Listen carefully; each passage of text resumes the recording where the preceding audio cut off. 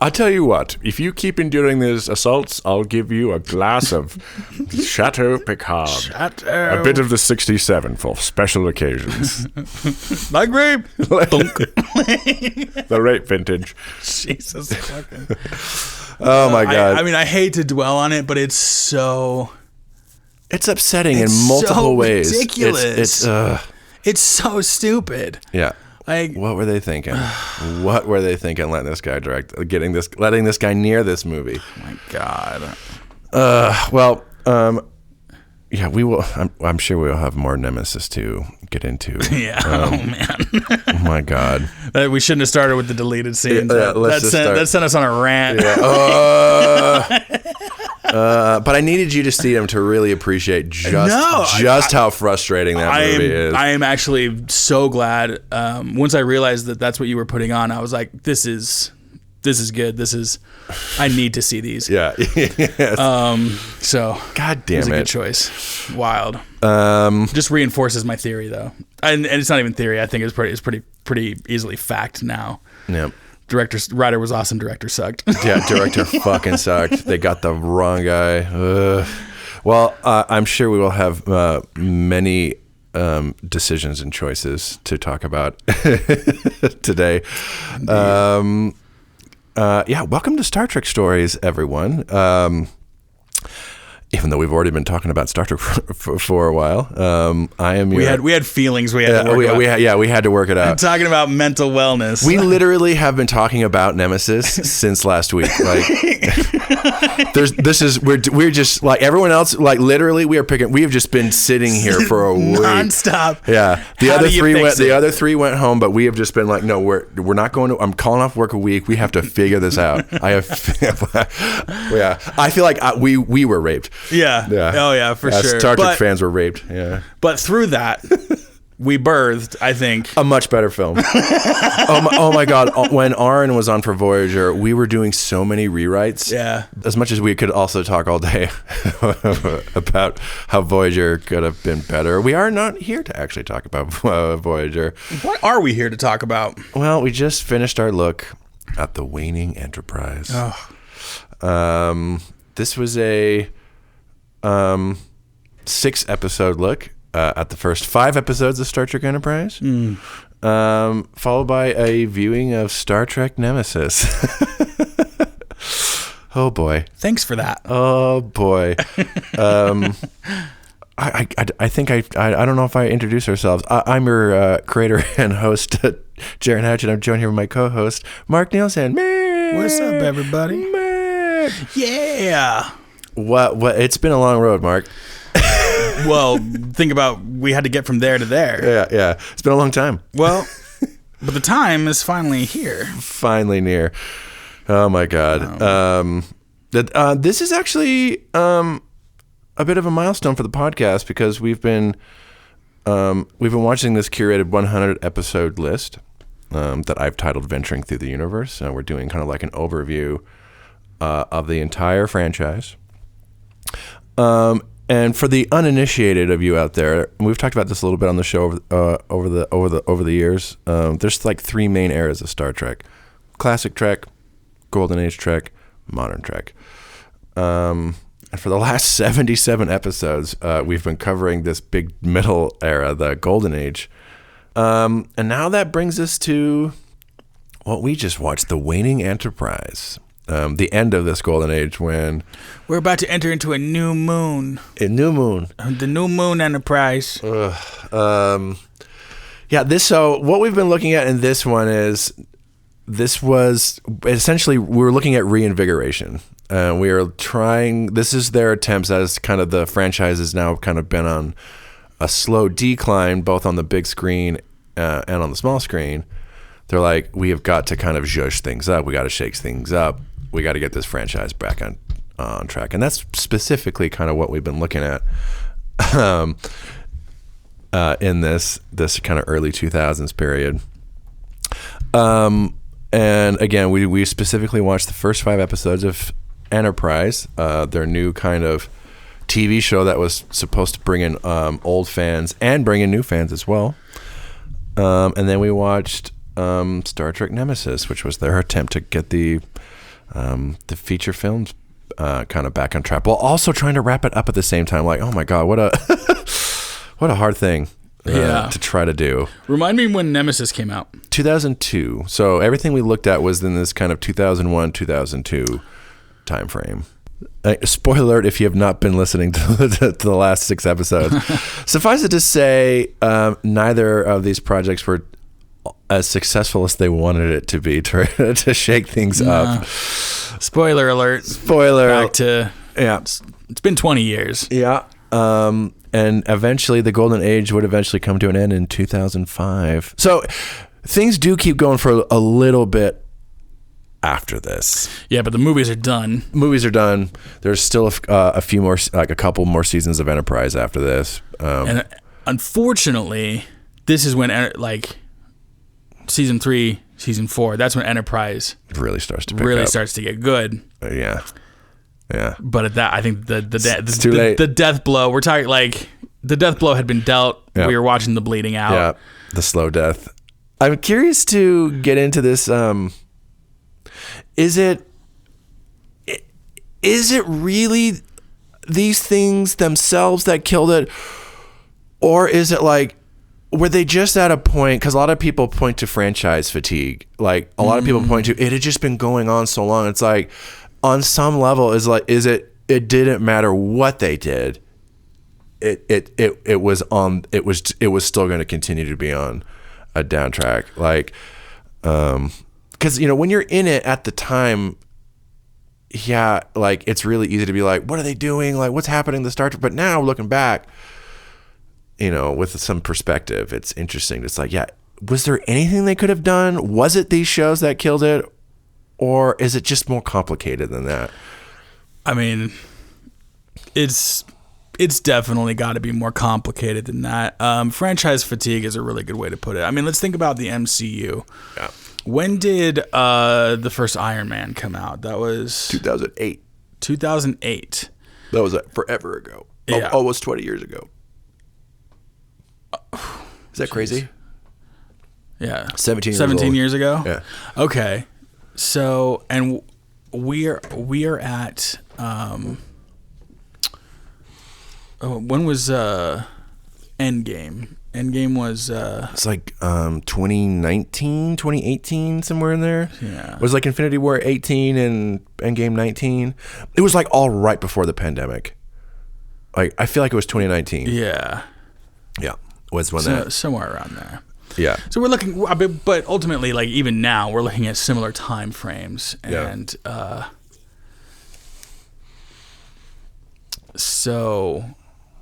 and I feel like with Star Trek, the fatigue probably started around the beginning of Voyager, and slowly waned out. So we're looking at 6 years, like 10 years of kind of franchise fatigue before and I think franchise fatigue it feeds back into the quality of the show as well, because you got to imagine that it's not even just the people who are watching it who are having franchise fatigue. The people who are involved are having franchise fatigue, and they're like, I can't anymore. Like I've been doing this for 10 years. I need to do something different. Yeah. And so like things But some of them stay. Yeah. So I'm like, and like to stay that creatively engaged on the same project for that long, that's tough. It is. And I keep thinking about like Kevin Feige and the MCU and Jon Favreau. Yeah. I mean, they're still showing up. Well, I mean, Kevin Feige still is producing everything. I don't know how involved he is necessarily on a day-to-day, but Jon Favreau is out there still appearing in things. Yep. Like Jon Favreau showed up in Deadpool Wolverine, like and so I think because like it's funny to think about them in parallel to one another, because we're watching something similar. Yeah. They peak around the same time, which is around 10 years. Yeah.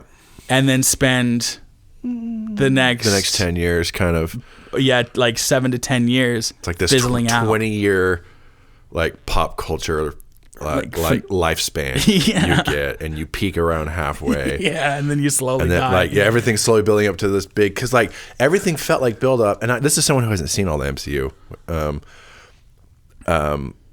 but it was essentially 10 years or so of build up to Endgame, Infinity War and Endgame. Yeah, everything felt like, even as someone who wasn't watching all of it, there was still very much a perception of, we're going up. That little Price is Right yodeler is still going up that fucking hill. And then everything post Endgame feels like the descent. Yes, and to be honest, there's been some good things that have come out since Endgame. Yeah. But to me, when you look at that, what they did from Iron Man to Endgame is very impressive.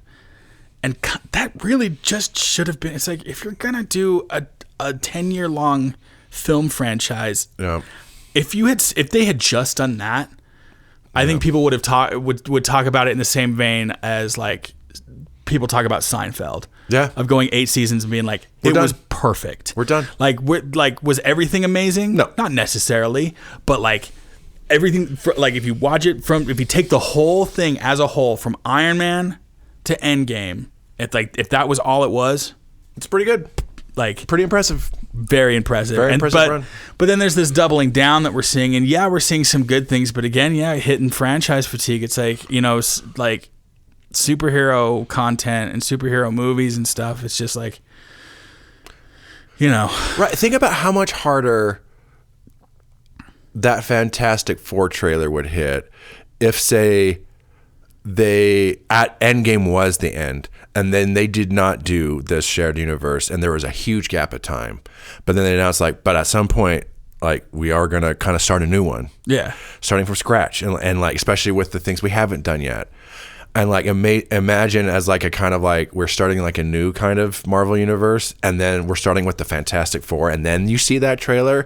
Oh my God, the hype would be enormous. Yeah, it would be enormous. And then you also announced we're also going to be doing our take on the X-Men. It's yes, whole new Marvel universe. Yeah. It would just hit so much harder if you just let it breathe. Yeah, and I think people get a little too greedy. They don't want to let it breathe. But think about Star Wars. Yeah. Original trilogy, right? And then how much time was there between Return of the Jedi and Phantom Menace? It would have been 83 to 99 was the gap. 83 to 90, so 16 years. Yeah. I mean, think about the hype of people had when they were Star Wars is coming back. For all you kids out there who weren't there for when Phantom Menace was coming out, it was to this day, I have seen few movies have as much hype going into it as when you were a kid and Phantom Menace was coming out. Yeah. It was insane. It was everywhere. In video games. Again, that comes down to trailer. You saw the trailer. You're you saw Darth Maul and the double-bladed lightsaber. Yeah, you're what are we about to? We are so back. Yeah. Is what it felt like. And then the movie came out. Yeah. Well, and see, I was 9 years old when it came out, so even it's the perfect age for that film. It really was. That movie was made for me. So I was growing up. I grew up with the original trilogy, and then I was a child growing up when the prequel trilogy came out. Yeah. So I still have a fondness in my heart for the prequel trilogy. Sure. As much as I acknowledge that but you're a kid watching though, it's perfect. It really is perfect for you as a kid. Yeah, absolutely. And I think in that regard, George Lucas nailed it. Yeah. And he's even said it. He's my movies are for kids. Well, they're for kids. And it's oh, they are. Yeah. But we're talking about a 16-year gap. Yeah.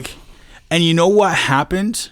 So there were the original Star Wars trilogy, tons of success. George Lucas made a fortune. Yeah. A fortune off of that. Royal fuck ton. Yep. Waited 16 years. Yeah. Came back again and has made billions of dollars. Yeah. Another royal fuck ton. An even bigger royal fuck ton. Yeah. It's wild. Yeah. And as much as you can say what that's done to the Star Wars franchise since then, we've had some good game content. But the thing is, like, I feel like it's not like there was nothing. Yeah. Like during that time, because I remember like Clone Wars. There were the books. There were the in that original true. gap, there were like the books. There were games that were coming out. Yeah, that so is there true. were things keeping it alive, but there was this always anticipation that was building and building, because you always knew the plan was to also do these movies that took place before. That was always part of the plan on some level. And so when they finally said we're doing them, it's like at that point the anticipation and the weight was so high. It was like, oh boy. Now though, you don't have time to miss it. There's no time to miss any of it. It's like, well, it's another one. Well, it's another one. Well, it's another one. Well, it's another one. Well, it's another one. Yep.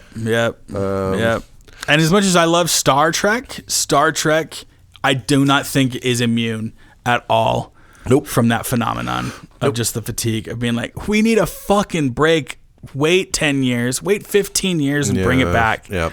And I will be 55 being like, they're fucking doing what? Yeah. Yes. And like all the young people will be like, well, I don't understand. Yeah. Yep. Until they do, like, and then make it good. And yeah, I think on some level, even without even talking about the quality of what we watched, I mean, yeah. Like, I think on some level, it's just inevitable. Yeah, absolutely. Maybe it could have happened a little late. It could have later. And like, before we really get into it with these shows that we watch, I'm like, I think it would be unfair to levy it all at, say, Enterprise and Nemesis. No.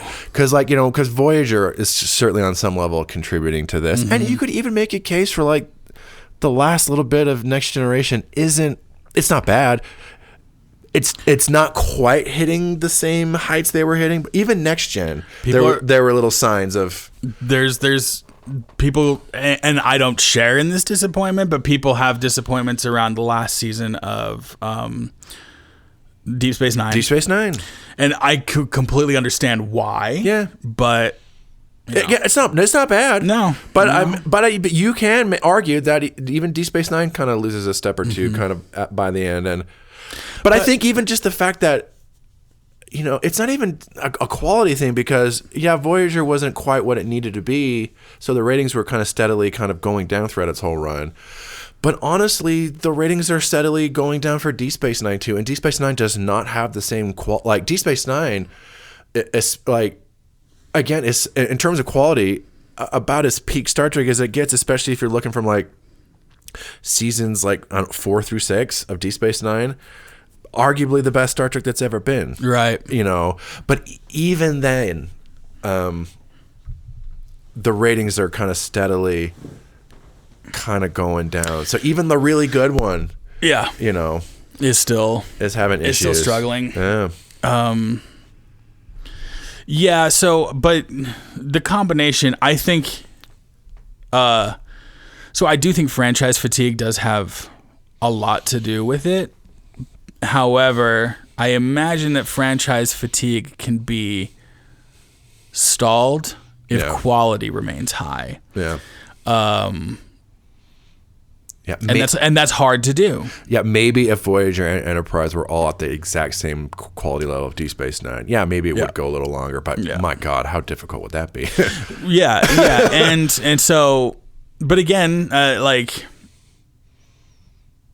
even even talking about like the people who stayed for that whole like 18-year sprint, that's amazing. But at a certain point, I'm sure you're like, I've been doing this for nearly 20 years. Like, we're out of gas. It's awesome. But yeah, like, and especially creatively wanting to like move on and do something else. Like, so quality is, and then it's a whole game being played of like working for a studio and how people get hired and the people who have written for it. And it's like, well, now you have this show being run by this person who was a writer on Deep Space Nine, or was a writer on Next Generation, but they've never had experience running their show before. We're going to give them the opportunity. And it's like, those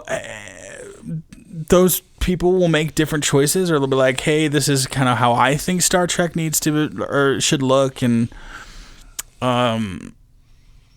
sometimes I don't know, just like changes like that can be a dip in quality, because it's like, not saying that the creators of Enterprise are bad by any means, because like I do enjoy Enterprise. Yeah, me too. But ultimately, like, if Enterprise is your attempt to fight the end of franchise fatigue of a basically 20-year run, you know, it's only going to last 4 seasons. It will last exactly 4 seasons. The math works out. Watching these first 5 episodes, do you think they do what they need to do with these 5 episodes, or and maybe it's a case of the writing is just already on the wall at this point, or I don't know, do they not quite do everything they need to in those five episodes? What do you think? So with everything that we were talking about, like, keeping that in mind, if the show standing alone by itself, not within the context of everything else that's going on around it, just in a vacuum. Yeah, in a vacuum. Especially in 2025, it's a lot easier to look at these things in a vacuum. Yeah. My answer, and I don't know if you know this about me, I'm a huge nerd. Mm-hmm. I do know this. I like Stargate, so I'm not that difficult to please. He likes Stargate Universe, everyone. I understand. Yeah, I do. Shut up. I mean, we can talk about that later. I would have a lot to say about it. Yeah. But in a vacuum, my answer is actually yes, because that's almost how I experienced it. Was in a vacuum. I was so far removed from Star Trek at that point in my life that I was watching. I was aware of Star Trek, but you know, and I had watched Voyager, but like not necessarily like fully consistently, not until later in my life. Yeah. And I definitely like I didn't know much about like the broader lore of anything. So I did watch it in a vacuum and I loved it. Yeah. Yeah. And even watching it this next time around with that context, like, yes, in a vacuum, I do think that they accomplished what they wanted to accomplish. Mm-hmm. Taking them out of that vacuum, putting them, it's like they're not just trying to accomplish something for their show. They're trying to accomplish something for the entirety of their franchise. Yeah. And I don't think they would have been able to stop that wave of waning interest and franchise fatigue unless it was the best thing. Like that phenomenal. Like it had to be the hands down the best Star Trek has ever been. Yeah. And that is not accomplished, unfortunately. Yeah. I'm not saying that it didn't have the potential to be. No, because I was looking at the ratings and numbers for all these, and their ratings do start really strong for this show, and they do quickly start to taper off. But even then, it's like, yeah, if some of the shows nowadays were getting some of these numbers, they'd be like, awesome, thank God. And so the show did start with some good numbers, like people did check it out. And I think we should also note all of our guest hosts for this little chunk, for Enterprise at the very least, they were all Enterprise noobs. Yeah. We haven't had a panel where everyone has been noobs to the show. Yeah. I think we had one guest do research. Was it true? Yeah. So we had Michael and Amanda in the first one. They had seen like the Chris Pine films. Amanda had seen Next Gen. Yes. But nothing else, and they were both really new to this show. Yeah. We had True for the second one. True is a Star Trek fan, but hadn't seen Enterprise. Yes. I think maybe True did a little research. Was it? It was. Or was it? Jen came in real new. Yeah. Jen had like seen almost nothing of Star Trek. B, True's boyfriend, came in for episode 4. Also was new. Yep. And then Ben. Did Ben do research? Ben may have. I think. Ben watched. I think Ben watched Broken Bow. Broken Bow. Yeah. Okay. Broken Bow, and I will say, so not all of them enjoyed their episode, and some of the ones are better than the others. But they all said, because we asked them all, would this pique your interest? And they're like, yeah, it did pique my interest in the show. And now Ben actually is currently watching through it. Oh, really? Yeah. He's watching it. Oh, that's fantastic. I'm so glad to hear that. Yeah. So then he picked back up from Broken Bow and just kept going from there. That's awesome. I really actually, I hope True does as well, because we were talking with True about Jeffrey Combs. And especially if True busting out Jeffrey Combs' name, I think that's a big enough. Jeffrey Combs is a big enough reason to watch all of True's Enterprise. favorite movie is The Reanimator, starring Jeffrey Combs. That's wild. So True and B, if you're listening, watch Enterprise. Yeah. You will, especially the Shran episodes. Oh, absolutely. So that's on some. So I think, and having just watched these, I think we were generally positive to mixed on the episodes. Yeah, absolutely. And even the episodes we were more mixed on, we could definitely talk about the things we enjoyed about it, despite any flaws or reservations that we might have had with the episode itself. So I think I agree with you. I think on some, like in a vacuum, because this is, I think these days when people are going back to check out some of the older Star Trek for the first time, I think this one, like when this has been on Netflix in the past, this one is done fairly, like relatively well. Like this is one that people go to and check out. Yeah. And is someone's gateway into Star Trek. Is Absolutely. This one. It's a fun one too, because as much as and I ranted and raved about Archer throughout R5, but watching Archer and watching Scott Bakula play Archer, he does give you a similar vibe as watching William Shatner play Kirk. Like in a lot of ways, not necessarily like they're different. They're different. Very different, but like the way that they act is so, you're just like, I don't know why it's so yummy, but it is. You're just like, because it's not what you. It's sometimes it's not what you think. Like or you're like, watching somebody make a choice where you're like, they're both very kind of charismatic, but then they're both a little off kilter in their own and your unique ways. A little weird. Kirk is a little kind of off his rocker. Archer's a little kind of bratty boy. Yeah. Like they have different kind of shades of their kind of off kilter, but then they have that kind of charisma, like leader energy too. Yeah. So it's interesting. Yeah. It is interesting. I think I agree in this sense. Like in a vacuum, it's easier to be like, I think in terms of just setting up the show, like what you're going to be like setting up we got the big splashy premiere that kind of gets you all excited, and then the next few episodes kind of just give you an idea of what the show is going to be week to week. And I'm like, we got to know a little bit of like some of the characters. I think in a vacuum, this show more or less does what it need to. If we're looking at it in that larger context, like the larger objectives this show needed to achieve, I do think it's a case of too little, too late. Like, not to say that it's not like that. Just not to say that it's bad. I'm like, it's just not enough to really get people like. I'm like to get back into the franchise as a whole. Yeah. Because essentially what, like, especially I keep going back to like the wave analogy, but it's like this show would have had to like do something that would have like regenerated like a new wave of anticipation and hype.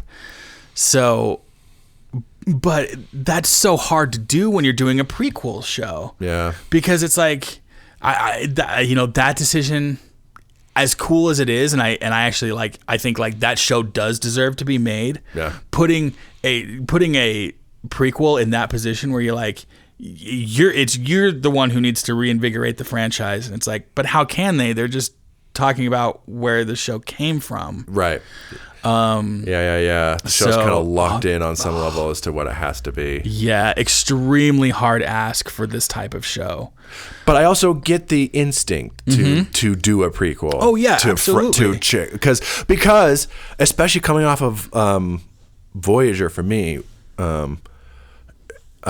there is a refreshing quality to it, and I remember that when it came on at the time, it's like, this is kind of new, kind of. Maybe not new enough, but it's like, but it's got a different look, it's got a different feel, and that is refreshing. But again, it's like, but the one that's gonna kind of reinvigorate things is also the one that is the most locked into like everything that's come before.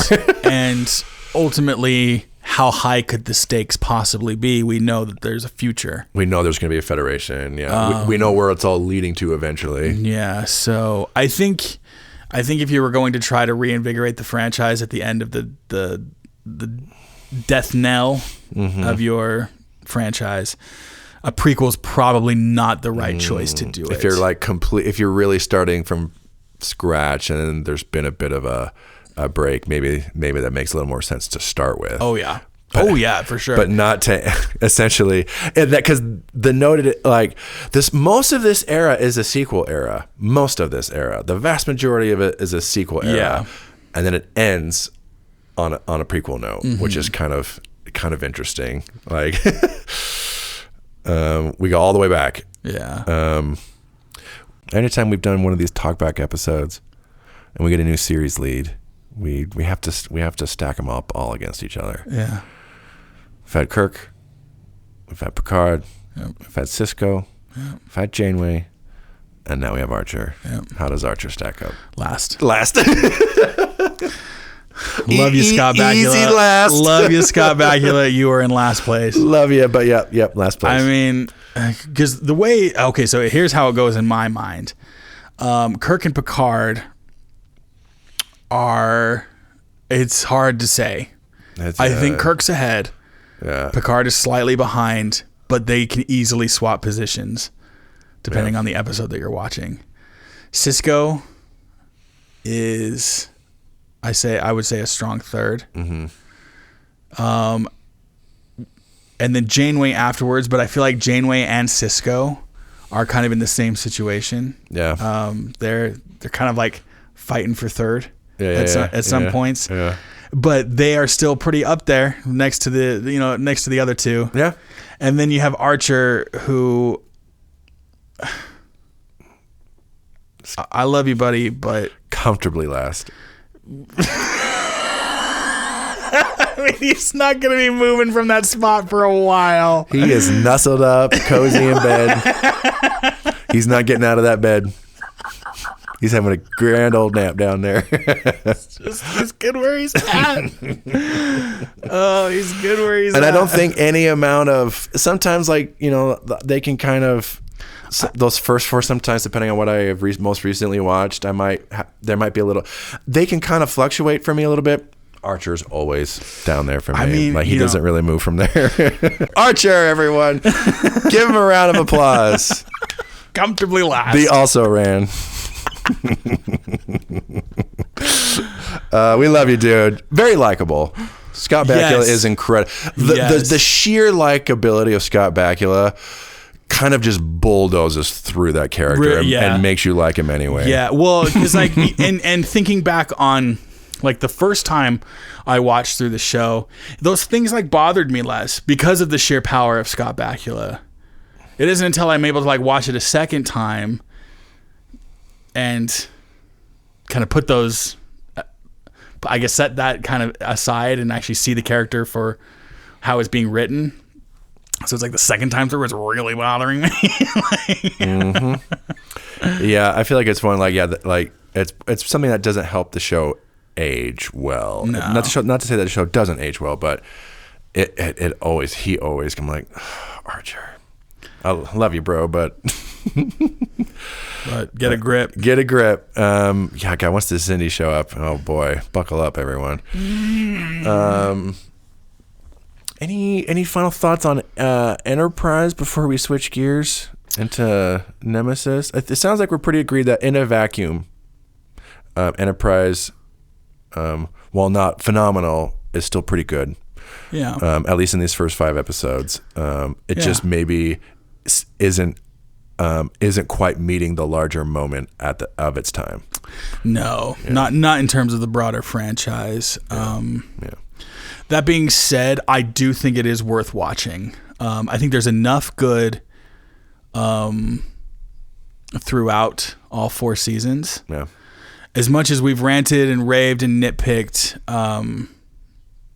we only do that because we do love it. Yeah. And so I've had a blast watching it. I mean, if that's not apparent, like, because there is probably going to come a time in this podcast where I won't be around for it, but where the nitpicking and the and the condemnation, it does not necessarily come from a place of love.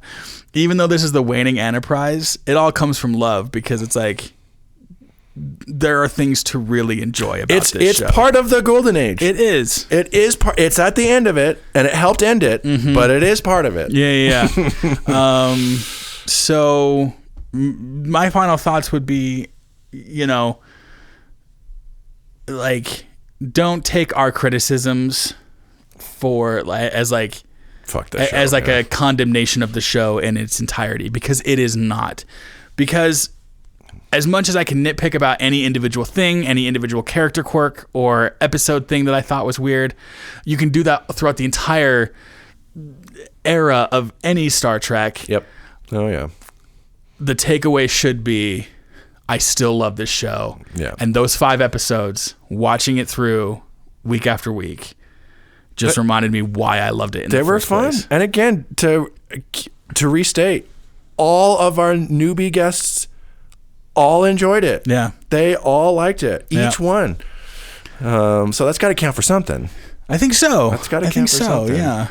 So Enterprise is their attempt to shake things up on the small screen. Nemesis is their attempt to shake things up on the big screen. I think we all agreed last episode that this movie does not do what it sets out to do. This movie, I will say this movie, like, if the Star Trek franchise at this point is like a beautiful running gazelle, like on, like, out in the Sahara somewhere, and like the first couple of seasons of Next Generation are like wounds that it got while it was growing up a little bit, it like broke, like it got hurt a little bit, got bit, or something, by something, but it's still alive, it's fine.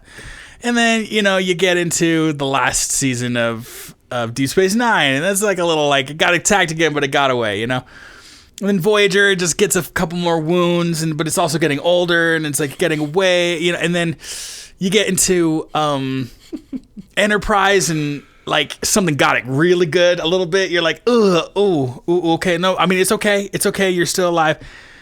This movie feels like the blow that gazelle received, that you're like, straight. You're not dead, but you ain't getting up from that one. Straight from the jugular.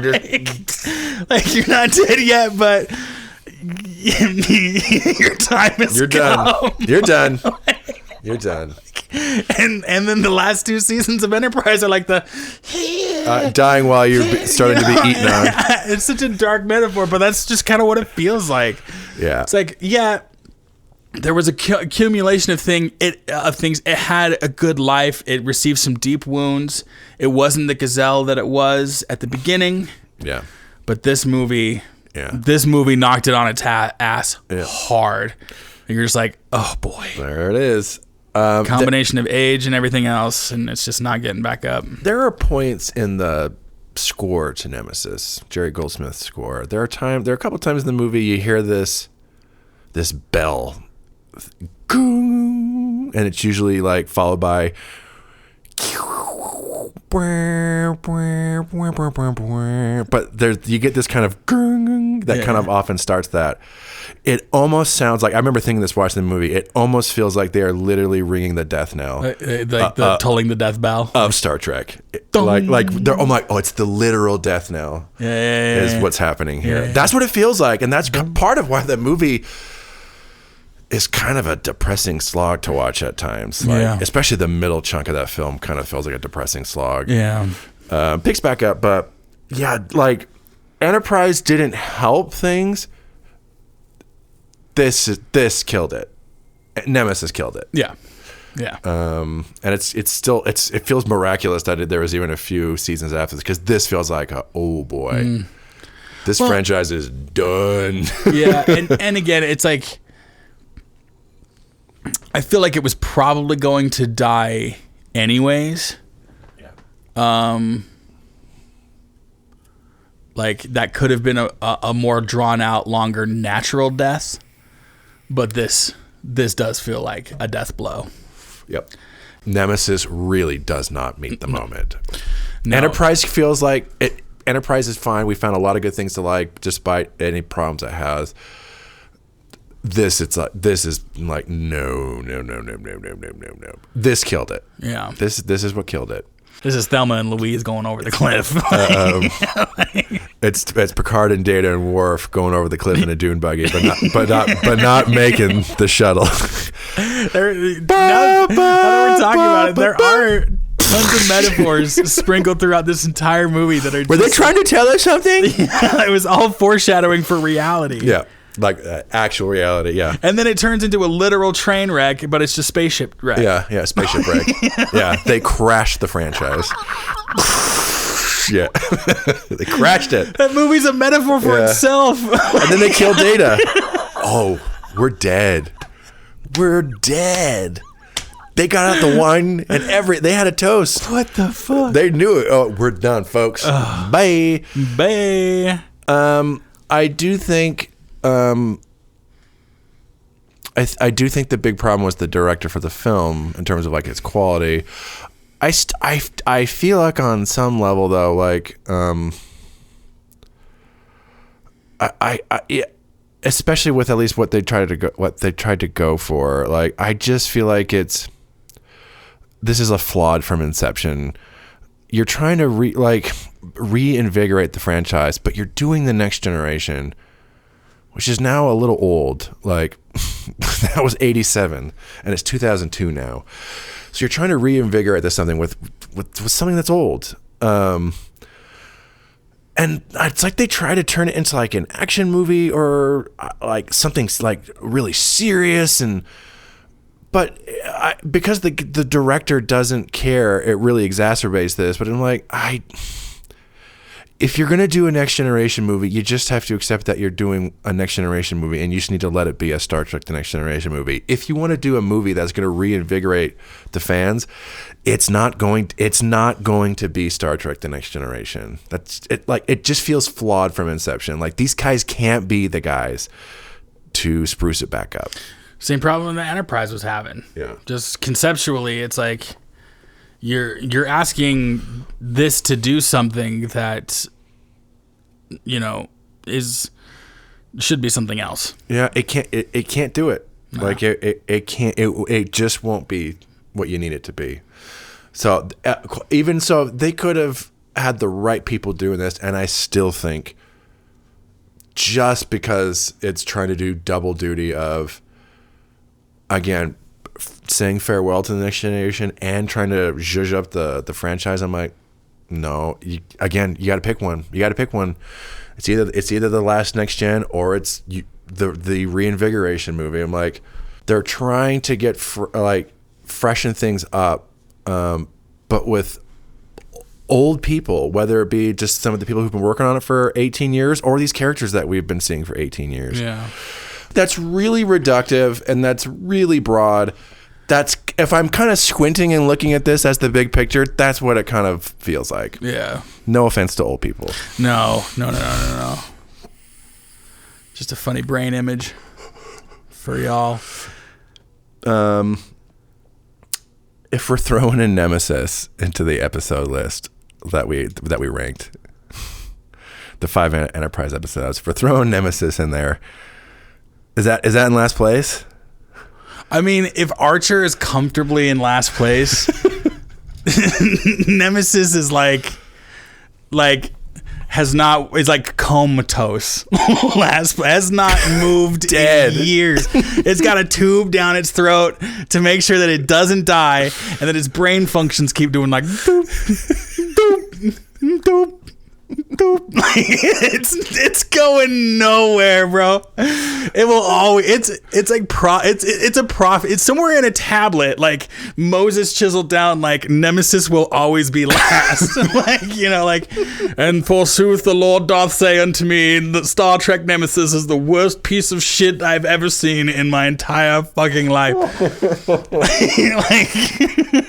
It's very much last place. Very much that. I mean, I honestly, if someone said right now you can watch Terra Nova or Star Trek Nemesis, I'm like, I would rather watch Terra Nova. I'll watch Terra Nova twice. 3 times.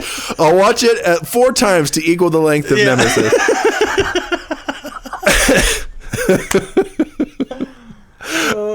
Terra Nova every day of the week. You didn't like Terra Nova that much? No, I didn't. No, but the other choice is Star Trek Nemesis. It's a masterpiece by comparison.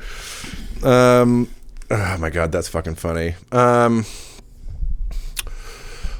any other final thoughts on this whole silly little good Lord era? I think Enterprise and Nemesis. I think we've said it all. I think we have. Watch Enterprise, don't watch Nemesis. Watch Enterprise, don't watch Nemesis. Yeah, if you have literally nothing else to do, fine, watch Nemesis. But but that's just go to YouTube, watch the wedding scene, watch the dune buggy scene, watch like an edited version of the battle scene, and watch the deleted scenes. Yeah, especially that second Troy mind rape scene.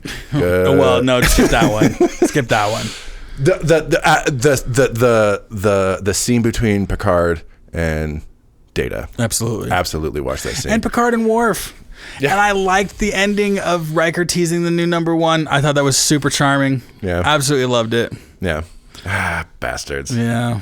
Yeah, it has been so delightful. I'm so glad you said yes to this, because like after Aaron moved, and I was like, okay, well, I think what we'll do is instead of finding like just one to finish it, for each chunk we'll bring someone on who I think might want to do it, might have fun with doing it, and with Aaron, was really pretty obviously apparent. Like, I'm like, they would want to come do Voyager. Let's go do that. And I was like, Enterprise. And I'm like, who'd be fun for Enterprise? Fucking Mark. Like, Mark would love to come on for Enterprise. Let's watch the death of a beloved franchise together. Let's watch it. And I'm like, and we're also going to watch Nemesis. I'm like, I know Mark. Like I said, I've said this before on the podcast. If you're coming in for the bad stuff, it means I have the greatest respect for you, because I can't inflict the bad stuff on the noobs. I got to get the people I trust. Mark will go there with me, hand in hand. It makes perfect sense because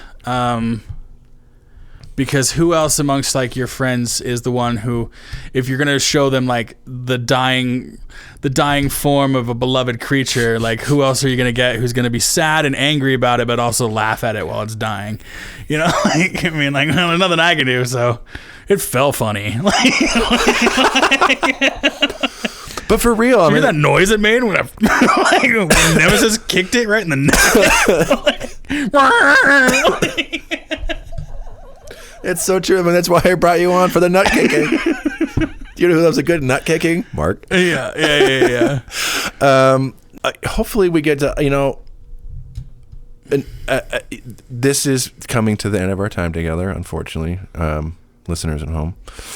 Boo. I know. But we still got one more thing, and hopefully we're not ending on Nemesis. Hopefully we're going to end on an actual good note. Oh, something that I am wildly excited for. I've been pumped. I have been pumped for this. Because we got one more episode before you go. This is the last of the Star Trek content, though. This is the last of the Star Trek content. But we do have Nerd Movies VII ahead of us. I don't think I've ever done a nerd movie. No, you haven't been on for a nerd movie. No. That was also one of the reasons I'm like, Mark also hasn't been on for a nerd movie, so he's going to come on and be co-host and to make sure we guarantee you get one of the nerd movies. I am very excited. My first foray into the nerd movie subgenre of the Star Trek stories. We just snuck you in because for this 100 episode list, this will be the last Nerd Stories. Oh, really? Nerd Movie 7 is like going to be the last one before we reach episode 100. Wow, that's awesome. Yeah, so that's also another kind of milestone and kind of little mini end of an era. Just one last Nerd Movies. That's cool. And for this last one, there is a list, like a for consideration list that we have for the Nerd Movies. And it's always fun to kind of look through and just kind of like, it might be fun to watch this. It might be fun to watch this. I try to get a good mix of kind of more modern stuff and some classic stuff. It's mostly been genre stuff because, it's still it's nerd movies. So, so far we've watched Star Wars, The Batman, Jaws, Mad Max Fury Road, Blade Runner, and Interstellar. That's a pretty cool list, actually. Yeah, fun little list. Definitely some common themes between them, but some differences as well. So, so if you're new to the podcast, definitely go check those out. Those are fun. For this last one, I definitely wanted to do something we haven't done yet. You can look at that in a lot of different ways, but I thought it would be fun, right as we're kind of ending it, to sneak in an animated movie. Ooh, nerdy. Yeah, because I'm like, we got to get one in there because animation is definitely a nerddom. Oh yeah, a big one. Oh yeah, it's fairly broad, and then there are lots of little niches and subgenres within animation. That is true. And specifically, we're going to be delving into anime. Ooh, I know nothing about anime. The nerdiest of the animation subgenres, and probably nerdiest. The nerdiest. I feel like you're coming for me right now. The nerdiest. He says, having shown up in multiple anime shirts. Yeah. I mean, I'm actually right now wearing a Kira Nerys Che Guevara shirt. This is my Star Trek / leftist nerddom. A little bit of pot calling the kettle black. I don't know what you're talking about.